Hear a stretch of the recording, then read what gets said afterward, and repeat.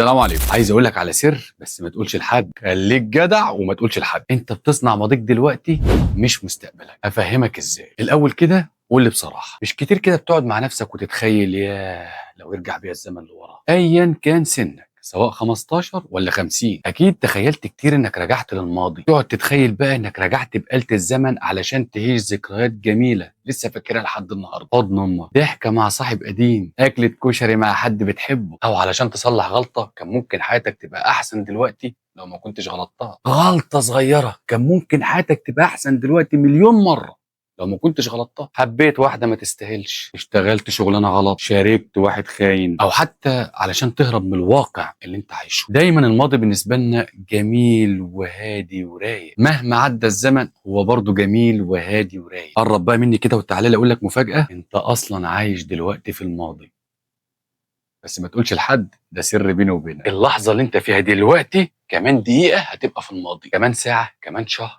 كمان سنة هتبقى قصة بتحكيها. يا تضحك وانت بتحكيها يا تتحسر. انت دلوقتي مش بتصنع مستقبلك، انت بتصنع ماضيك. انت اصلا ما تعرفش مستقبلك فيه ايه بكره عشان تصنعه. الدنيا بتتغير، ممكن كل اللي انت بتحاول تصنعه لمستقبلك يتغير. ناس جديده تدخل حياتك، ممكن ناس تخرج من حياتك، انت نفسك ممكن تموت في اي لحظه قبل ما تخطي اول خطوه في طريق المستقبل اللي انت راسمه. لكن اللي انت واثق منه هي اللحظه اللي انت عايشها دلوقتي. انت حرفيا بتبني ارشيف حياتك دلوقتي. تخيل معايا كده لو ربنا كرمك وعشت كمان 20 سنه من دلوقتي، هتفتكر اللحظه دي ازاي؟ ده معناه ان انت في ايدك تصنعها دلوقتي. ويليام جيمس الفيلسوف وعالم النفس بيقول: الفكره السائده بان الحياه هي ماضي وحاضر ومستقبل، ولكن الحقيقه هي ان الحياه حاضره. اللي بتعمله دلوقتي هو اللي هيحدد ماضيك اللي جاي. يعني تخيل لو بعد ال20 سنة دول وقفت مع نفسك وقلت ياه لو ارجع للحظة دي. طب ما هو انت عايشها دلوقتي، ما تخليها لحظة حلوة. يعني لو بتحب ابوك وامك استمتع بيهم على قد ما تقدر دلوقتي، لانهم عاجلا او اجلا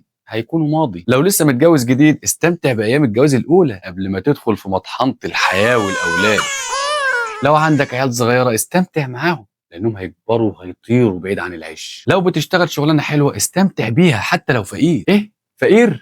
استمتع بفقرك وخلي لحظاته حلوه لان ان شاء الله ربنا هيغنيك. افلام كتير بتحكي قصه كفاح وشقاء واحد غني. تخيل انك بتمثل في قصه كفاحك لحد ما تكون غني. حاول تخلي ماضيك الفقير ده يكون مليان حكايات جميله، اصل الدنيا مش بتدوم لحد يا غالي. خليك انت نفسك ماضي جميل للي حواليك، اللي يفتكر ذكرياته معاك يفتكرها حلوه. ابوك يقول الواد ابني ده كان راجل، امك تقول الواد ابني ده كان حنين، ولادك يقولوا ابونا ده كان راجل طيب، ومراتك تقول كان جوزي انسان صالح، واصحابك يقولوا انك كنت صاحب جدع، زمايلك في الشغل انك كنت محترم. استمتع يا صديقي بالماضي بتاعك اللي انت عايشه دلوقتي واصنعه. ولو عجبك الفيديو اعمل شير ولايك وسبسكرايب، وقول لي في الكومنتات ايه اكتر لحظه من الماضي نفسك ترجع لها. ما تنساش تتابعني على فيسبوك وانستجرام وتيك توك ويوتيوب. دور هناك على مصطفى ابو علي هتلاقيني قاعد مستني. اشوفكم الفيديو الجاي ان شاء الله.